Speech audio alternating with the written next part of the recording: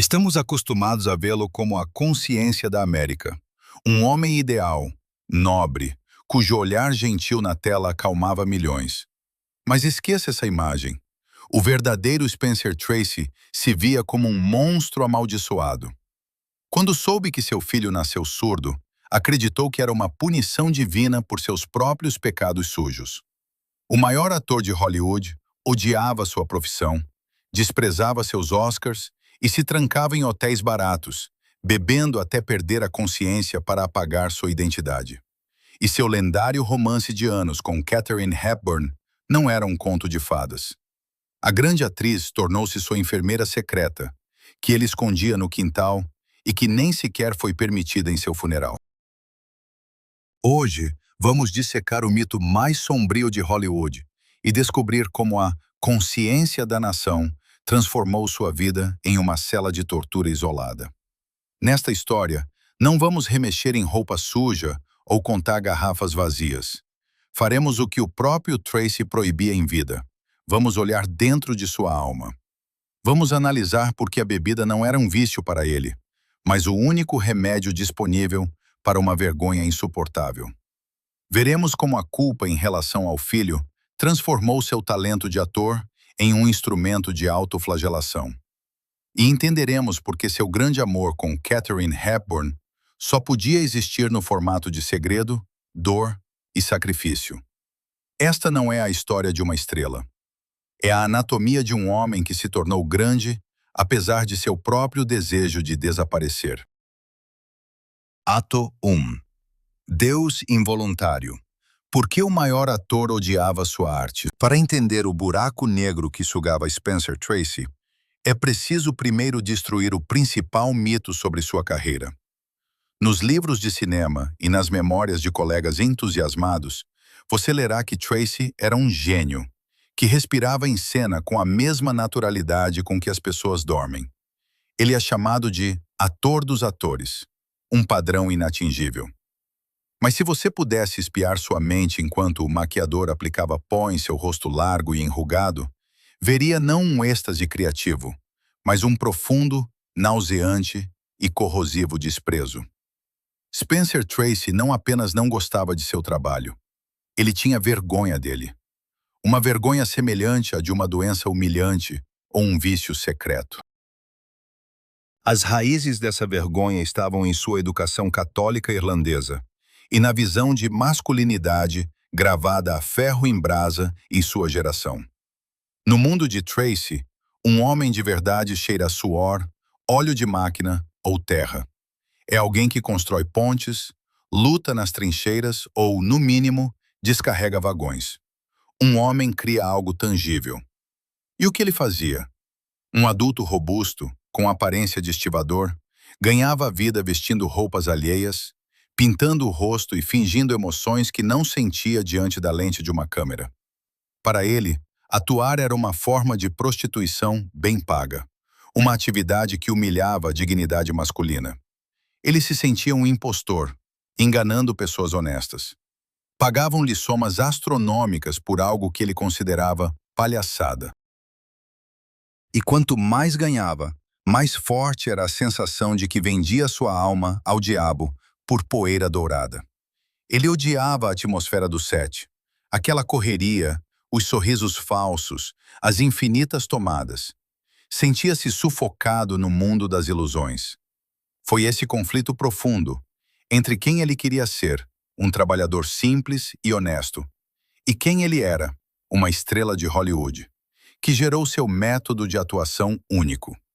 Os críticos chamam isso de grande naturalismo, mas na verdade era uma forma de defesa psicológica levada ao extremo. Tracy intuitivamente decidiu. Se estava condenado a fazer esse trabalho de mulher, reduziria o elemento de atuação a zero absoluto. Ele se recusou a atuar no sentido convencional. Não queria ser pego fingindo. Então, simplesmente parou de fingir. Ele chegava ao set, posicionava-se e fazia de tudo para não parecer um ator. Abandonava qualquer gesto teatral. Baixava a voz ao nível de uma conversa comum, enlouquecendo os técnicos de som que precisavam aproximar os microfones. Cortava partes inteiras do roteiro se sentisse qualquer falsidade.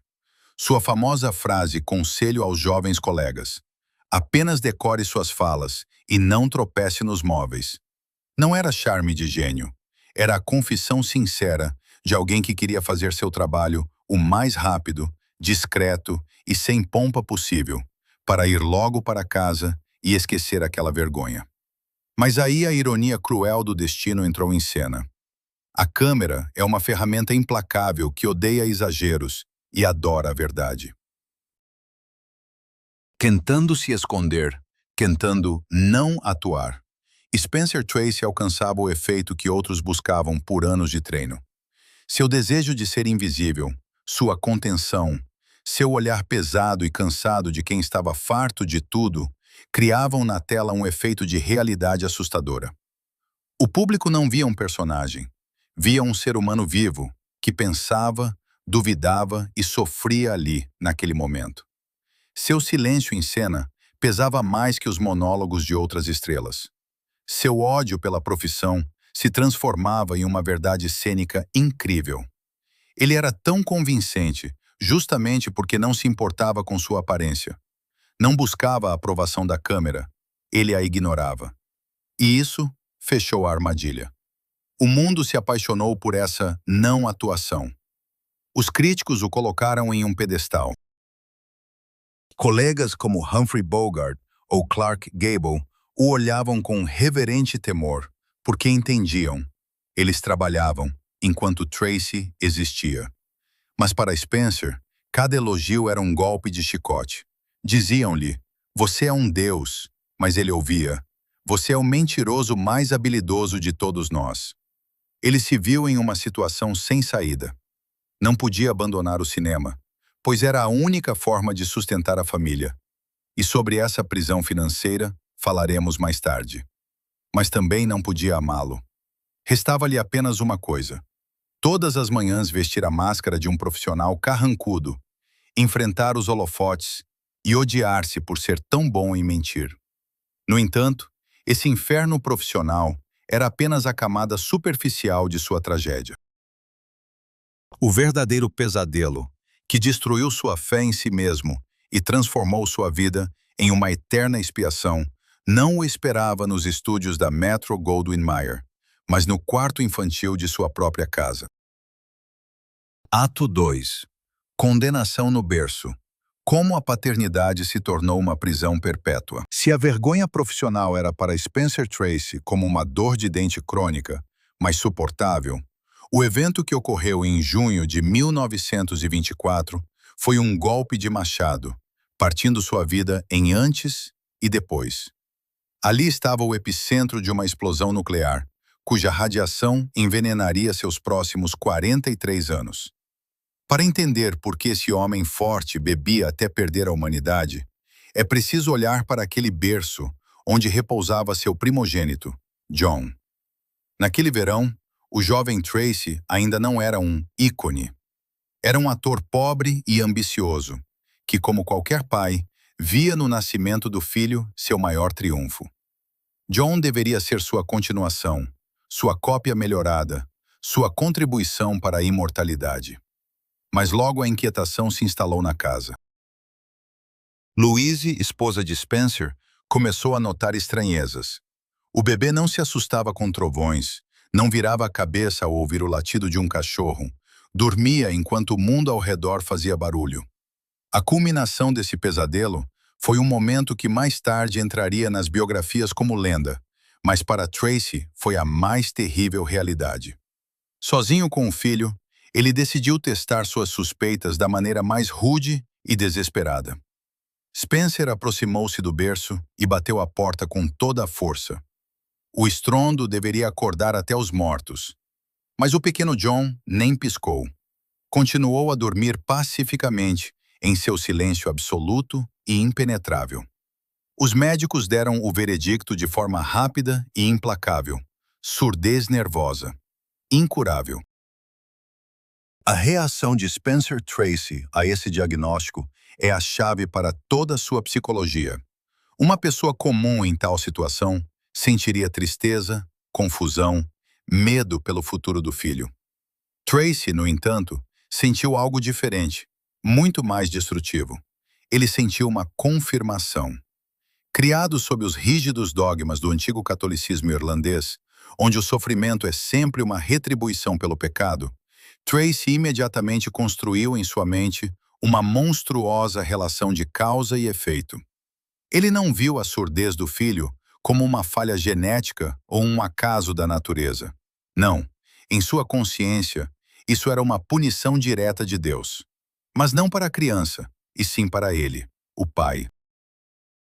Tracy estava firmemente convencido de que seu sangue podre, envenenado por álcool, pensamentos lascivos e orgulho, havia sido transmitido fisicamente ao filho. Ele acreditava que ele mesmo havia quebrado seu filho. Ele era a fonte venenosa que mutilou a alma inocente. Esse pensamento tornou-se uma obsessão, beirando a loucura. Eu pequei, e ele paga por isso. Deus o atingiu no ponto mais doloroso, privando seu filho de voz e audição, para que Spencer Tracy nunca pudesse esquecer sua própria depravação. Essa convicção ergueu uma parede invisível, mas intransponível, entre pai e filho. Spencer começou a evitar John. Para os outros, isso parecia frieza ou indiferença de uma estrela ocupada. Mas, na verdade, era uma forma de autoflagelação. Tracy fisicamente não conseguia estar perto do menino, porque cada olhar para ele era equivalente a olhar em um espelho que gritava: "Você é culpado." Ele amava o filho com um amor doloroso e torturante, mas acreditava que sua própria presença era tóxica para a família. Enquanto sua esposa Louise realizava o feito da maternidade, passando horas com John, ensinando-o a sentir vibrações e a falar, sobre isso falarei mais tarde, Spencer escolheu o caminho da fuga covarde. Ele decidiu que a única coisa útil que poderia fazer era se tornar uma máquina de ganhar dinheiro. Ele transformou sua culpa em dólares. Pagava os melhores médicos, professores, construía clínicas, mas permanecia à margem, trancado em seu escritório ou no set de filmagem. Foi nesse momento que Spencer Tracy deixou de ser apenas um homem e se tornou um prisioneiro. Ele proibiu a si mesmo de ser feliz.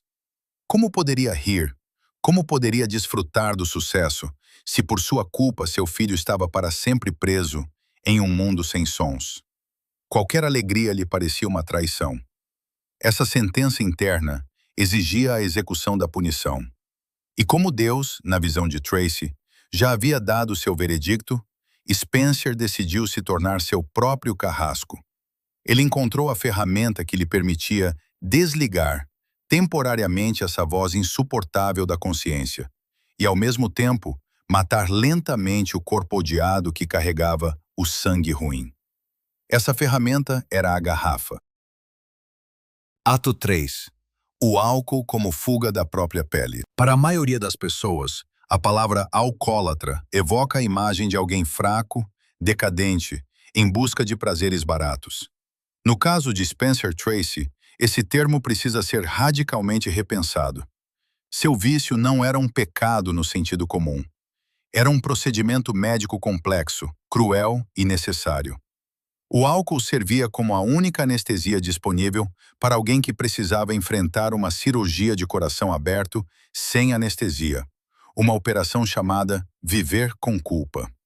Seus períodos de bebedeira não tinham nada a ver com a diversão boêmia dos anos loucos ou com as festas glamourosas de Hollywood. Raramente se via Tracy com uma taça de champanhe na mão, cercado por estrelas sorridentes. Em público, ele frequentemente bebia leite ou refrigerante de gengibre, sustentando o mito de sua austeridade. Mas dentro dele, a pressão se acumulava como em uma caldeira a vapor. Quando o medidor atingia a zona vermelha, quando a vergonha de fingir no set e a dor de pensar no filho surdo se tornavam insuportáveis, ele desaparecia. Isso era chamado de entrar em parafuso. A mecânica desse processo era assustadoramente monótona. Tracy alugava um quarto de hotel. Muitas vezes, escolhia quartos sem luxo, onde não seria reconhecido, mas onde podia se esconder. Ele barricava a porta, fechava as cortinas, criando uma noite artificial para não ver o sol, que lhe parecia brilhante e acusador, e começava a beber. Ele bebia uísque em caixas, não pelo sabor, não para saborear o buquê. Ele despejava o líquido em si com a meticulosidade de um suicida engolindo comprimidos. Seu objetivo não era a embriaguez. Seu objetivo era apagar completamente sua personalidade. Ele precisava matar o Spencer Tracy dentro dele. Aquele católico exemplar, esperança da nação, marido ideal, que ele considerava uma mentira. Ele precisava de escuridão e silêncio na mente. Testemunhas que viam Tracy no auge dessas bebedeiras, geralmente médicos de emergência ou agentes especiais do estúdio, descreviam uma cena digna de Goya. Frequentemente o encontravam completamente nu. Um psicanalista veria nisso uma tentativa desesperada de se livrar de todos os papéis sociais, trajes, máscaras. Nu, bêbado, gritando com inimigos invisíveis, destruindo móveis. Nesses momentos ele deixava de ser a consciência da América. Ele se tornava um animal ferido. Nesse estado, ele finalmente era honesto. Ele liberava o monstro que acreditava carregar dentro de si. Mas o mais assustador dessa história é a indústria da mentira que sustentava sua queda. O estúdio MGM construiu todo um sistema para proteger seu principal ativo. Existiam pessoas especiais, limpadores, liderados pelo lendário Ed Mannix, cuja função era encontrar Tracy em qualquer antro, subornar policiais, pagar por espelhos quebrados em hotéis e destruir qualquer evidência documental de sua loucura. Isso criava uma divisão monstruosa da realidade. De manhã, os jornais saíam com manchetes sobre como Spencer Tracy brilhantemente interpretou mais um herói nobre ou doou dinheiro para orfanatos. E, ao mesmo tempo, o próprio herói, amarrado em lençóis, era secretamente retirado pela porta dos fundos do hotel para ser levado a uma clínica particular, onde seria tratado e restaurado. Tracy se odiava por isso. Mas ele também sabia que, sem esses colapsos, ele simplesmente enlouqueceria ou se mataria de verdade. O álcool permitia que ele liberasse a pressão, experimentasse uma pequena morte, para depois, ressuscitado com uma ressaca monstruosa, colocar a máscara novamente. Seus sofrimentos físicos após as bebedeiras, mãos trêmulas, pele acinzentada, náusea, eram percebidos por ele como um castigo merecido.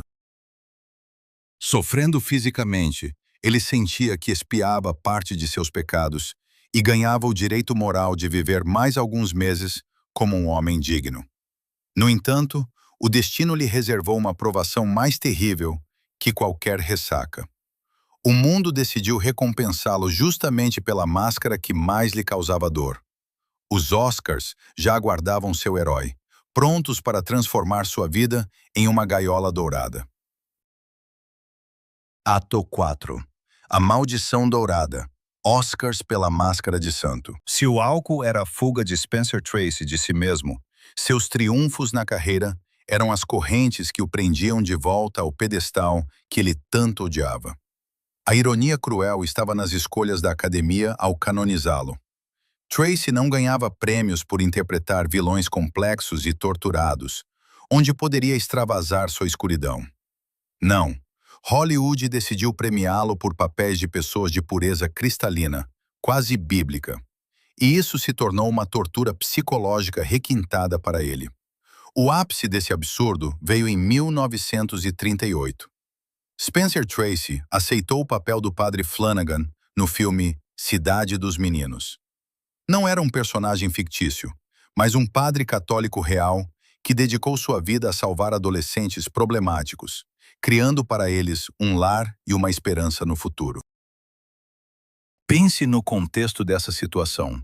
Um homem que se via como assassino do futuro de seu filho, cuja culpa pelo primogênito surdo corroía suas entranhas, tinha que interpretar o pai ideal para centenas de crianças alheias. No set, Tracy era obrigado a recitar monólogos sobre como não existem meninos maus, sobre como amor e paciência podem curar qualquer alma ferida. Cada palavra do roteiro era um soco no estômago. Ele falava na tela o que desesperadamente queria acreditar, mas não conseguia aplicar a si mesmo. Sentia-se um ladrão, que roubou a batina de um santo para esconder suas mãos trêmulas de ressaca. Quando a academia lhe deu o Oscar por esse papel, tornando-o o primeiro ator a ganhar 2 estatuetas consecutivas, Tracy não estava apenas insatisfeito, ele estava apavorado.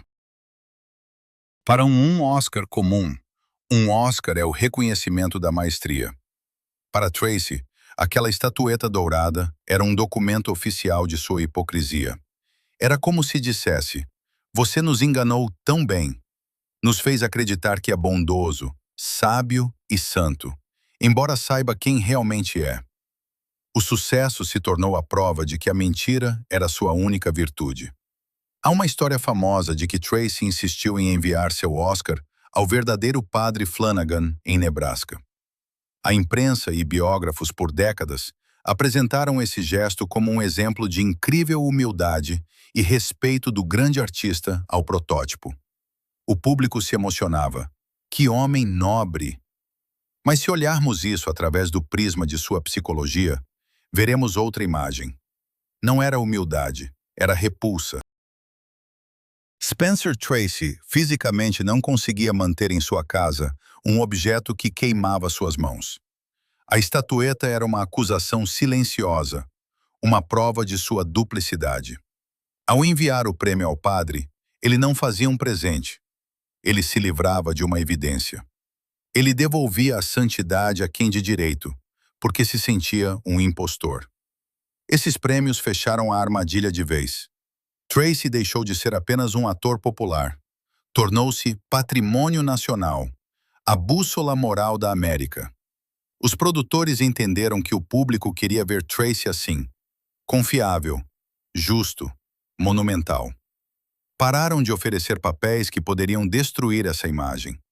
Ele ficou preso em um sarcófago dourado de sua própria reputação. O mundo aplaudia sua máscara, enquanto o homem por trás dela sufocava na impossibilidade de ser ele mesmo. Ele tinha que corresponder, tinha que manter a fachada. E quanto mais crescia a adoração popular, mais ele se afundava no abismo do autoflagelo. A única pessoa que poderia compartilhar esse fardo com ele era sua esposa. Mas até aí Tracy se encurralou.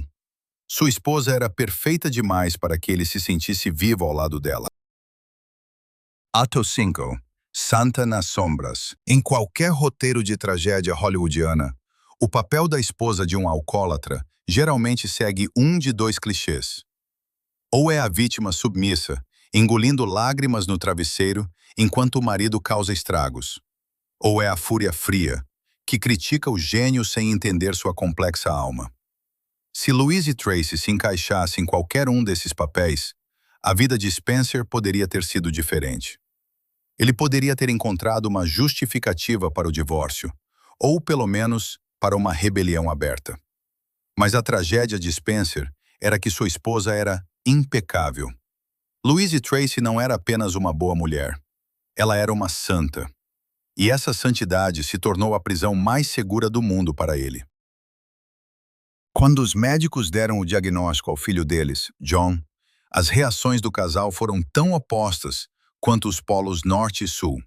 Spencer, como lembramos, viu isso como uma maldição mística e fugiu para a bebida.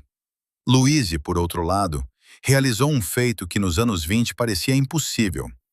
Ela recusou-se a aceitar o postulado médico da época, que dizia que uma criança surda estava condenada ao silêncio e à solidão. Enquanto Spencer afogava sua dor no álcool, lamentando-se e seu sangue estragado, Louise foi à biblioteca. Ela começou a estudar tudo o que havia sobre surdo-pedagogia. Passava horas com o pequeno John, colocando suas mãos em sua garganta para que ele pudesse sentir a vibração das cordas vocais. Ela o ensinou a ler lábios. Transformou sua casa em um laboratório e sua vida em um serviço. No final, seu trabalho titânico levou à criação da Clínica John Tracy, uma instituição que, posteriormente, daria esperança a milhares de famílias ao redor do mundo.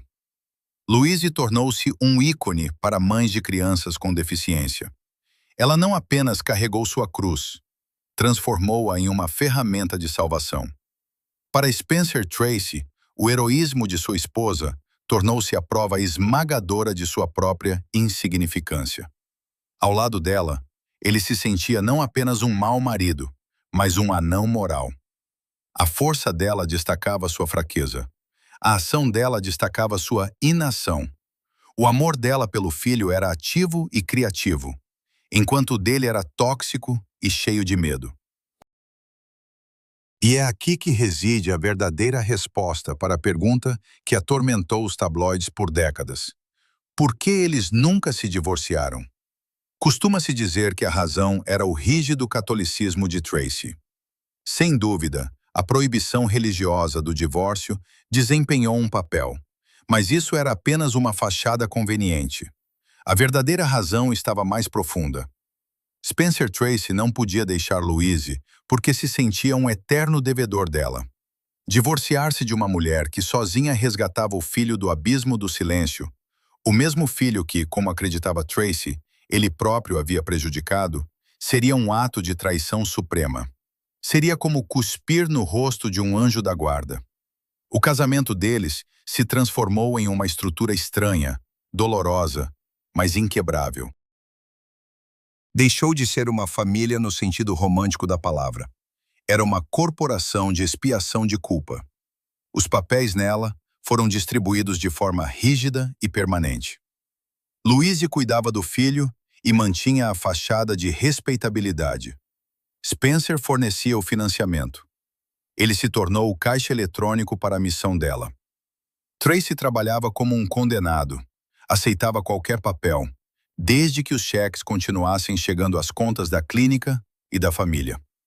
Cada dólar que ele dava a Louise era uma forma de resgate.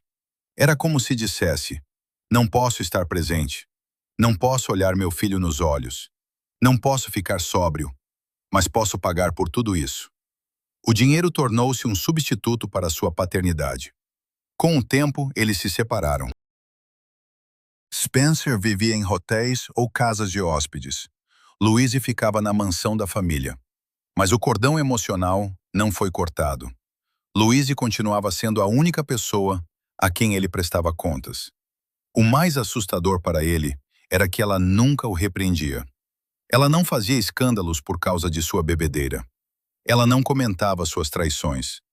Ela o aceitava como ele era, com uma resignação cristã.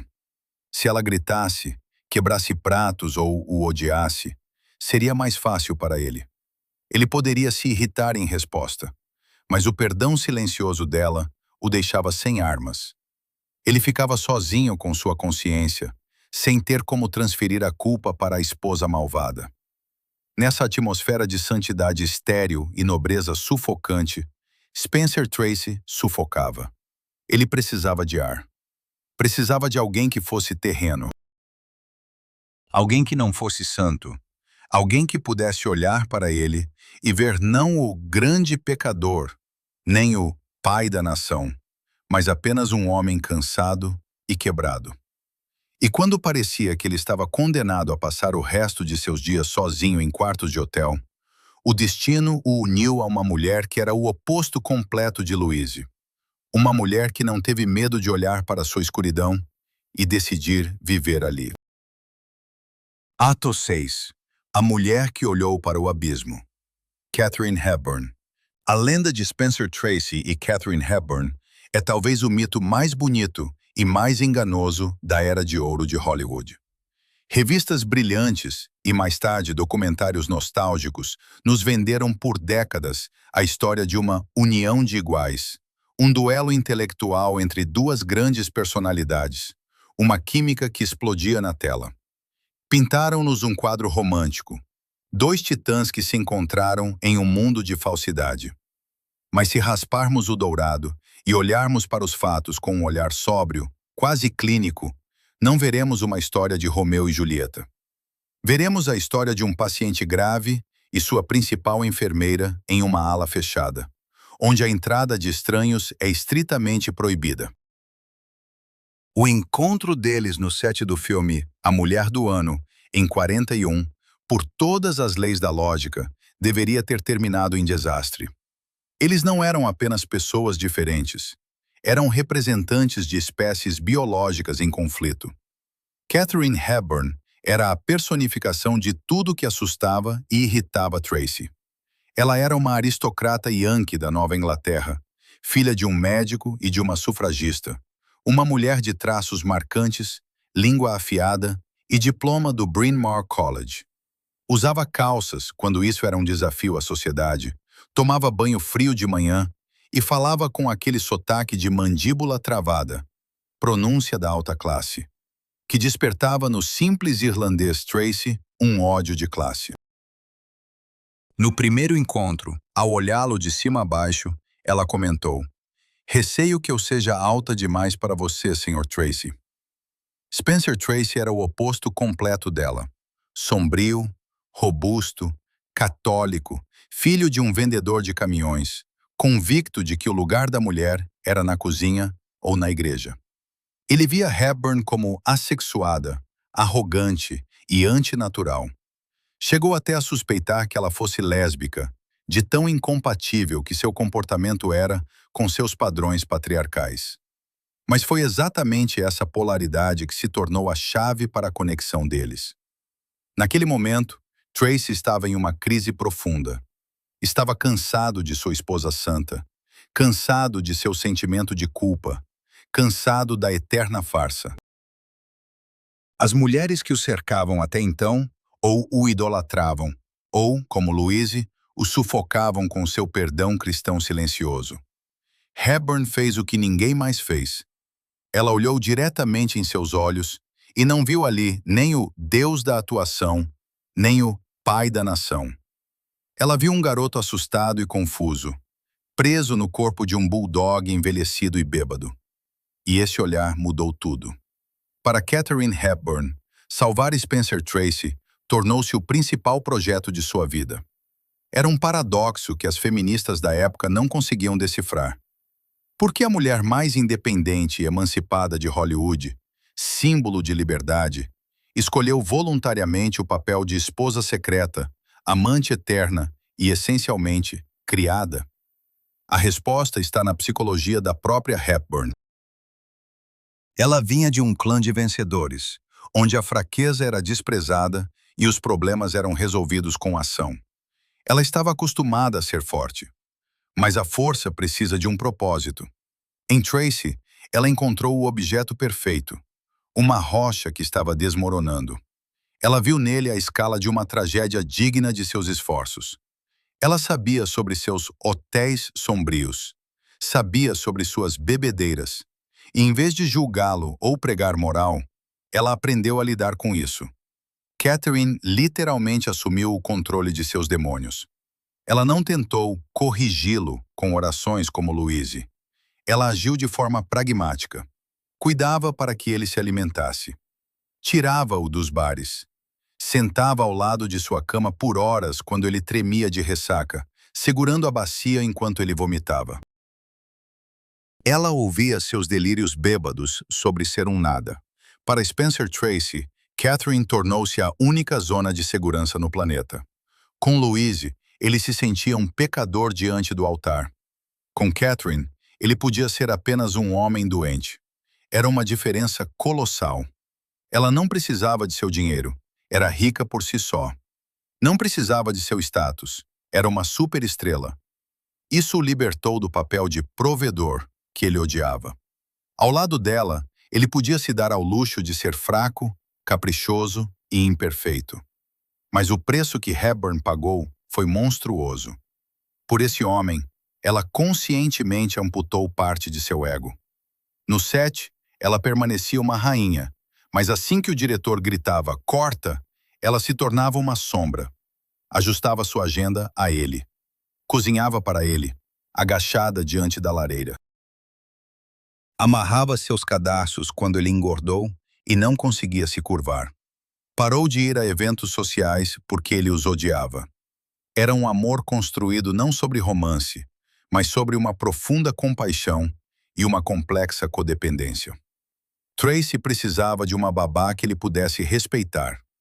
Hepburn precisava de um homem por quem pudesse sacrificar sua independência para se sentir necessária. Ela aceitou sua escuridão. Concordou em viver nela, e esse pacto tácito, eu serei seu apoio e você me deixe estar ao seu lado, tornou-se a base para 26 anos de vida. No entanto, para sermos completamente honestos com a história, devemos considerar outra versão desse enredo. Uma versão sobre a qual se sussurrava nos bastidores de Hollywood na época e sobre a qual biógrafos discutem em voz alta agora. E se esse grande sacrifício de Catherine e essa estranha distância de Spencer fossem explicados não apenas pelo alcoolismo e pela culpa católica? Existe uma teoria que transforma seu trágico romance em um casamento de lavanda perfeito. A união de duas pessoas, cada uma servindo ao outro como barba, uma cobertura segura contra os costumes cruéis da época. Olhemos para os fatos sob esse ângulo. Katharine Hepburn foi cercada por rumores de sua indiferença aos homens durante toda a vida. Ela vivia com companheiras, usava ternos masculinos e comportava-se de maneira marcadamente assexuada. Spencer Tracy, por sua vez, em meio à embriaguez, frequentemente se encontrava na companhia de jovens homens, e o famoso casamenteiro de Hollywood, Scotty Bowers, em suas memórias, afirmou diretamente que fornecia gigolôs ao ator. Se admitirmos que essa teoria é verdadeira, o quebra-cabeça se encaixa de maneira assustadoramente perfeita. Seus relacionamentos não se tornam uma história de amor doentio, mas uma história de uma parceria mutuamente benéfica e genial. Para ela, um romance com um homem casado que não pode se divorciar era o álibi perfeito. Isso explicava por que ela não se casava e vivia sozinha. Estou esperando Spencer. Essa frase eliminava qualquer questionamento sobre sua vida pessoal. Para ele, ter ao lado uma mulher como Hepburn cimentava seu status de macho alfa heterossexual. Quem suspeitaria de inclinações erradas em um homem amado pela própria Katharine Hepburn? Talvez seja por isso que eles não tinham uma vida doméstica em comum. Talvez por isso sua paixão na tela parecesse tão segura e intelectual, sem eletricidade animal. Era a amizade de dois párias que encontraram uma maneira de sobreviver em um sistema que destruía qualquer diferente. O que foi isso, afinal? O maior amor platônico de duas almas quebradas? Ou uma cobertura cínica, mas salvadora, para duas pessoas que não podiam ser elas mesmas? Nunca saberemos a verdade. Eles a levaram para o túmulo. Mas, independentemente da versão que você adote, romântica ou pragmática, o resultado permanece o mesmo. Hepburn tornou-se para Tracy a única pessoa com quem ele podia tirar a máscara. Seja a máscara do amante perfeito ou a máscara do heterossexual. Com ela, ele podia simplesmente ser. E foi exatamente esse formato, vida nas sombras, vida por agenda, vida sem direito a reconhecimento oficial, que os levou àquele purgatório, onde passaram um quarto de século. Ato 7. Purgatório A2. 26 anos de amor sem direitos. Agora que compreendemos a natureza do vínculo entre eles, seja uma grande paixão ou um pacto salvador entre duas solidões, precisamos mergulhar na mecânica do cotidiano deles. E a palavra mecânica não é por acaso. Para manter essa ilusão por um quarto de século, era necessária uma disciplina digna de uma operação militar. A vida deles carecia daquela espontaneidade e leveza que costumamos associar ao amor. Era uma existência em regime de isolamento rigoroso. Imagine a vida de duas das pessoas mais famosas do planeta, que em 26 anos nunca saíram para jantar juntos em um restaurante. Nunca. Eles viviam em um mundo estranho e fragmentado. Spencer Tracy, mesmo quando finalmente parou de viver com sua esposa Louise, nunca se mudou oficialmente com Catherine. Ele se instalou em uma casa de hóspedes na propriedade de um amigo em comum, o diretor George Cukor. Catherine vivia separadamente, mas passava praticamente todo o tempo com ele. No entanto, passar tempo e viver são coisas diferentes. Eles não tinham uma casa comum, onde suas fotos estivessem penduradas juntas. Não tinham uma vida doméstica, onde suas coisas se misturassem. Tudo era temporário. Tudo era de mentirinha. Se visitas ou repórteres aparecessem para Tracy, Catherine desaparecia. Ela literalmente evaporava pela porta dos fundos ou ficava no carro no quintal, enquanto o dono da casa dava entrevistas sobre sua vida virtuosa. O ritual mais cruel e emblemático dessa vida eram os fins de semana e feriados. Esse cronograma funcionava infalivelmente, como uma guilhotina. De segunda a sexta, Catherine era tudo para ele. Enfermeira, cozinheira, confidente, secretária. Ela cuidava para que ele tomasse os remédios, fritava bifes no ponto exato que ele gostava, suportava suas reclamações. Mas assim que chegava a noite de sexta-feira, Spencer Tracy se levantava, colocava o chapéu, pegava a mala e ia para casa. Em Holmby Hills, para a esposa legítima, Louise. Era um ato de sadismo psicológico refinado, direcionado principalmente a si mesmo, mas que ricocheteava em Catherine. Tracy voltava para a esposa não porque a amava ou sentia falta. Ele voltava para marcar presença, para manter a fachada, para se punir com tédio e culpa nas paredes da casa que construiu, mas onde era um estranho. E Catherine Hepburn ficava sozinha. Tente imaginar essa solidão. Natal, Dia de Ação de Graças, Páscoa, todos esses feriados familiares, quando o mundo se une em aconchego, Hepburn passava em uma casa vazia. Ela sabia que o homem a quem dedicou sua vida estava agora cortando o peru na mesa com outra mulher. Ela sabia que ele provavelmente estava em silêncio, olhando sombrio para o prato, mas ele estava lá. E ela estava aqui, como se não existisse. Ela nunca ligava para ele lá. Nunca exigia, fique comigo desta vez. Ela aceitou as regras do jogo, no qual sempre era a número 2. Por que Tracy fazia isso? Era parte de seu acordo interno com Deus. Em sua mente distorcida, o sofrimento era a moeda. Se ele se divorciasse e vivesse feliz com Catherine, seria um pecado de hedonismo. Mas se ele vivesse com Catherine, torturando-a com incertezas, e ao mesmo tempo se torturasse com visitas à esposa que não amava, então tudo estava bem. O equilíbrio estava mantido. Ele pagava por sua felicidade, ou por sua paz, com humilhação e dor. Era o purgatório que eles construíram com suas próprias mãos. Catherine Hepburn, uma mulher que poderia ter qualquer homem no mundo, escolheu ser o segredo para alguém que não podia oferecer nada além de sua doença e sua sombra. Ela se tornou invisível. E essa invisibilidade se tornou especialmente assustadora nos últimos anos de vida dele, quando o corpo de Spencer Tracy começou a falhar, e esconder a verdade se tornava cada vez mais difícil. Ato 8. Monumento em ruínas. No início dos anos 60, o tempo começou a correr de maneira peculiar e acelerada para Spencer Tracy. Normalmente, os atores envelhecem gradualmente. Surgem cabelos grisalhos, rugas, e os papéis mudam. Mas Tracy não estava apenas envelhecendo. Ele estava se desintegrando. Com pouco mais de 60 anos, ele aparentava ter 80. E isso não era apenas resultado de genética ou do álcool. Era a manifestação física da guerra interna que ele travou consigo mesmo por 4 décadas. Seu corpo, finalmente, parou de mentir. Se antes ele conseguia esconder sua dor sob uma máscara de impassibilidade, agora sua carne se tornava um mapa de seus sofrimentos. Olhe para seus papéis tardios, por exemplo, no filme Julgamento em Nuremberg.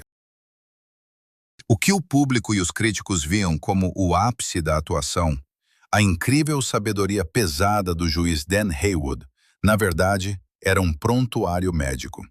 Sua respiração pesada em cena não era um recurso artístico.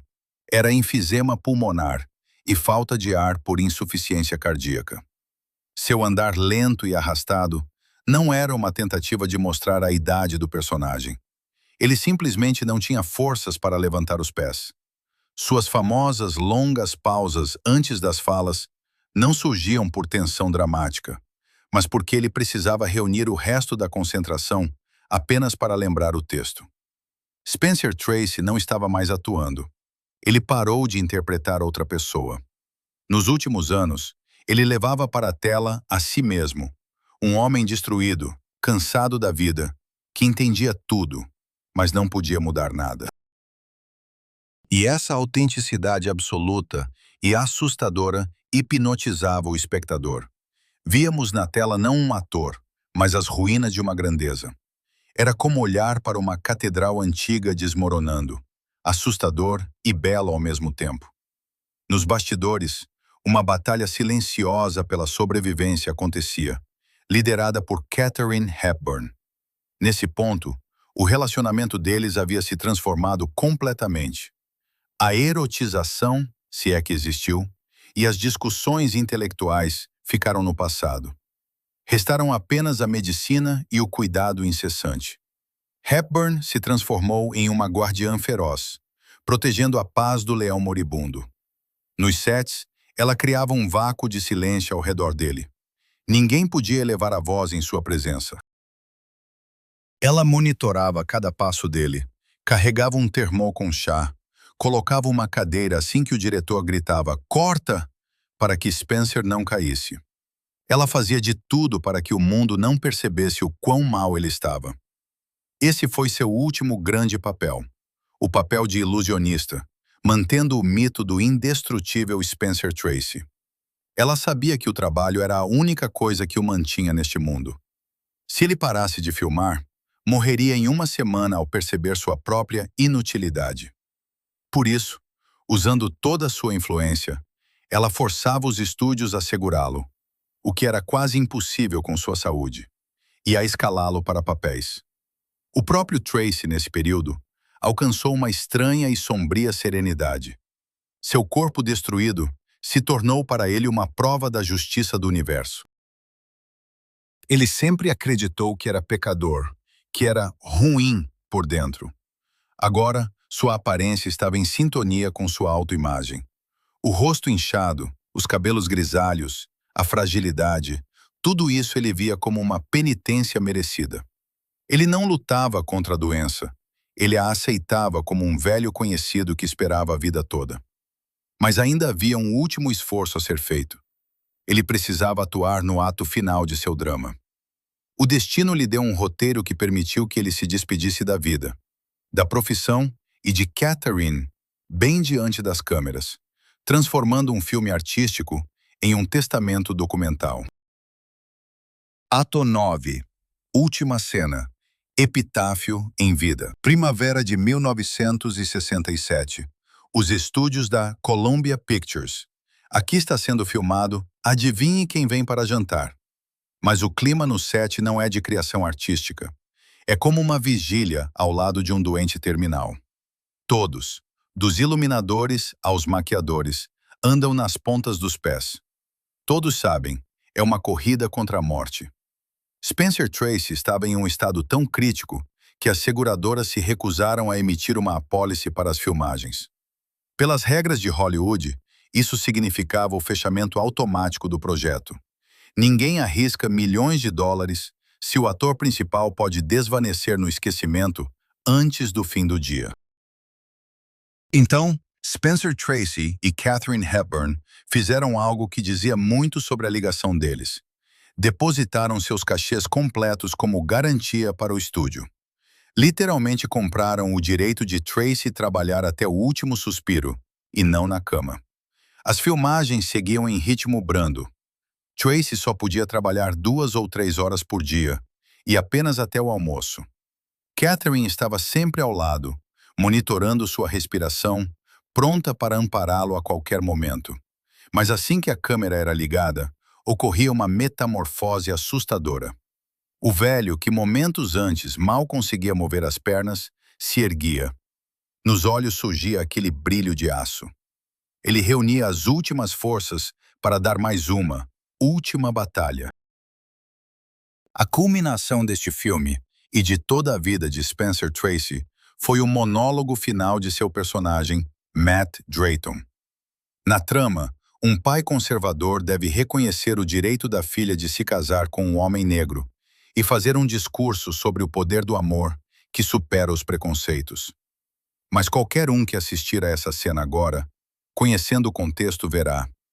Tracy não está atuando ali. Quando ele começa a falar sobre amor, sobre como a paixão não se apaga com o tempo, mas se transforma em algo maior, ele não olha para os atores que interpretam sua filha e genro. Ele se vira para Katharine Hepburn. Nesse momento, a muralha de silêncio que eles construíram por 26 anos desmoronou. Tracy, que nunca reconheceu publicamente o relacionamento deles, que se escondia e se envergonhava de sua afeição, de repente falou. Usando as palavras do roteiro como um código, ele fez sua confissão. Ouça essas palavras. Se o que eles sentem um pelo outro for pelo menos metade do que sentimos, então está tudo bem. Em cena, Katharine Hepburn chora. E não são lágrimas de atriz. A câmera captura seu rosto em close, distorcido por uma dor verdadeira e genuína. Ela entende que Spencer está se despedindo. Ele diz, eu te amo, na única linguagem que lhe era permitida, a do cinema, escondido atrás da máscara do personagem. Ele resume a dolorosa, estranha, mas grandiosa ligação deles diante do mundo. E ninguém na plateia sequer suspeita que está presenciando um rito íntimo. Os operadores de câmera contaram que, após o corta, uma absoluta e ressonante quietude tomou conta do set. Ninguém aplaudiu. Muitos choraram. Spencer Tracy se aproximou do diretor Stanley Kramer, colocou a mão em seu ombro e perguntou, então, eu consegui, Stanley? Terminei?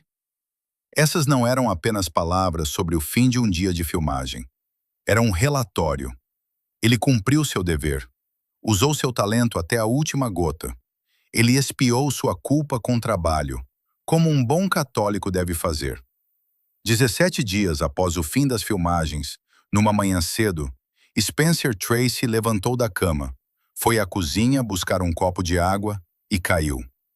O coração, que ele torturou por tanto tempo com culpa, vergonha e amor, finalmente parou. Mas até sua morte, foi o último ato do drama que ele dirigiu para si e para Katharine. A morte de Spencer Tracy na manhã de 10 de junho de 1967 não foi apenas um fato médico. Foi o último e mais cruel ato da peça que ele encenou durante toda a vida. Mesmo partindo, ele fez os vivos jogarem sob suas regras. Regras de total sigilo e manutenção das aparências. Naquela manhã, Katharine Hepburn estava por perto. Ela ouviu o som de uma xícara caindo na cozinha. Encontrou o corpo dele.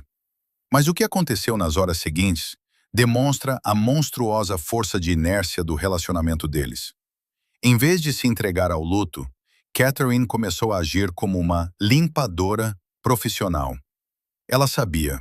A polícia, os médicos, a imprensa chegariam. E o mais importante, a família chegaria. Ela ligou para Louise. Ligou para o irmão de Tracy. E então, desapareceu. Katharine Hepburn, a mulher que lavou as meias desse homem por 26 anos, que o resgatou da morte, que comprou para ele a chance de interpretar seu último papel, juntou suas coisas e saiu de casa antes da chegada da viúva oficial. Ela não tinha o direito de ser descoberta. Mesmo morto, Spencer Tracy precisava permanecer um católico impecável. Sua reputação era mais importante que seus sentimentos. O funeral foi o ápice dessa hipocrisia. Los Angeles parou em luto. Os jornais saíram com bordas pretas. Na igreja, todo o glamour de Hollywood estava presente.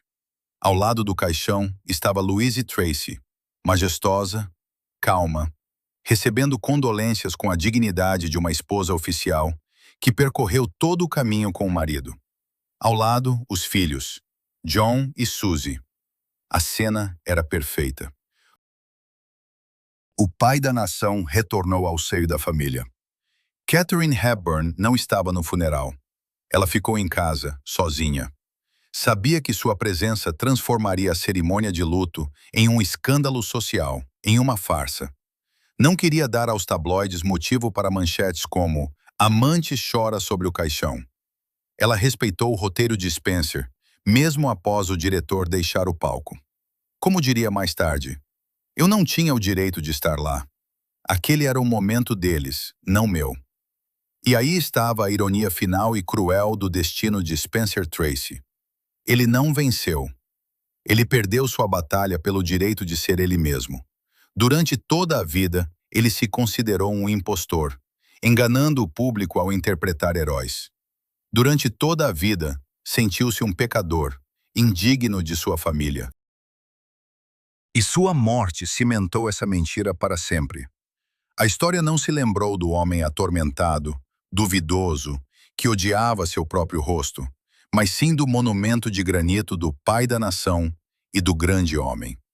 Ele escondeu tão bem sua essência que teve sucesso demais. O mundo comprou. O mundo acreditou na máscara. E o verdadeiro Spencer Tracy, aquele que chorava no travesseiro, que temia o silêncio, que estava com Katharine, desapareceu sem deixar rastro, dissolvendo-se no mito brilhante. Spencer Tracy entrou para os livros como a consciência de Hollywood. O público acreditava nele incondicionalmente. Se Tracy franzia a testa na tela, a situação era séria. Se ele sorria, havia esperança. Nós o olhamos e vemos uma rocha. Mas a verdade que contei hoje transforma sua grandeza em um aviso. Sua atuação natural, que todos admiravam, era uma forma de renúncia à própria personalidade. Sua reputação de católico exemplar sustentava-se em uma existência dupla e dolorosa. Seu status de grande homem foi construído sobre a negação de seus próprios sentimentos. A tragédia de Spencer Tracy é a história de como a moral pública se torna um carrasco interno. Ele criou a imagem de homem correto, e essa imagem o devorou vivo. Ele nunca se confessou, nem ao padre, nem à esposa, nem ao público. A única confissão que ele se permitiu está cifrada em centenas de seus papéis. Reveja-os agora, conhecendo sua história. Olhe em seus olhos em julgamento em Nuremberg, ou adivinhe quem vem para jantar.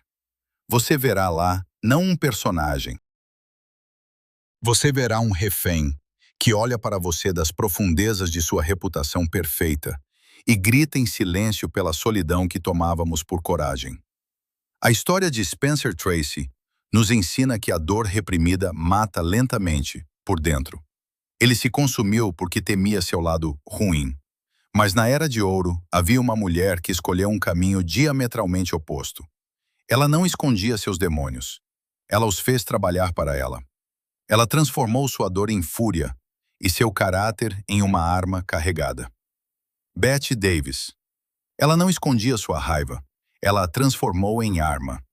Ela forjou para si uma armadura impenetrável para sobreviver na máquina de moer carne de Hollywood. Mas nesta análise, eu conto a terrível teorema de sua vida. Força, desprovida de vulnerabilidade, não faz uma pessoa grande. Ela a torna totalmente solitária. Ligue este vídeo agora mesmo para ver como a armadura que salvou sua carreira a privou do direito à vida e por que a Dama de Ferro de Hollywood invejava aqueles que sabiam ser fracos.